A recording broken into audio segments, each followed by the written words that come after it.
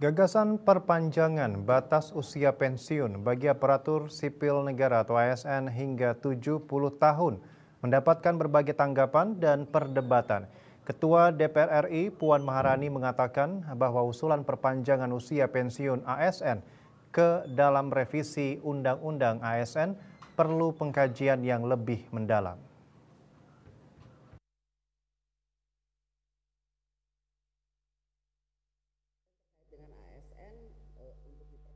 Gagasan perpanjangan batas usia pensiun bagi aparatur sipil negara atau PNS hingga 70 tahun mendapatkan berbagai tanggapan dan perdebatan.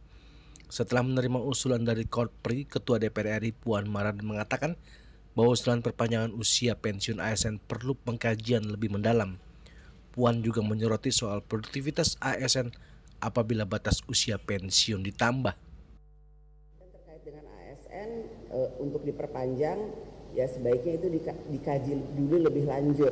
Yang penting bagaimana kemudian produktivitas dari hal tersebut dan apakah itu memang kalau diperpanjang produktivitas dari kepegawaian itu akan lebih baik. Yang penting itu kan bagaimana kemudian nantinya ASN itu bisa lebih efektif dalam melayani masyarakat. Jadi apakah kajiannya itu sudah ada, dasarnya apa? Satu lagi, jangan kemudian nanti membebani APBN. Seperti diketahui, Korpri mengusulkan agar pejabat pimpinan tinggi utama mencapai usia 65 tahun.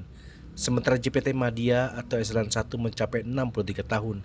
Kemudian JPT Pratama atau setingkat Eselon 2 mencapai 62 tahun. Eselon 3 dan 4 60 tahun, serta kemudian untuk jabatan fungsional utama mencapai 70 tahun. Jika mendapat persetujuan resmi dari pemerintah, batas usia pekerja di Indonesia akan menjadi yang tertinggi di antara negara-negara tetangganya di Asia Tenggara.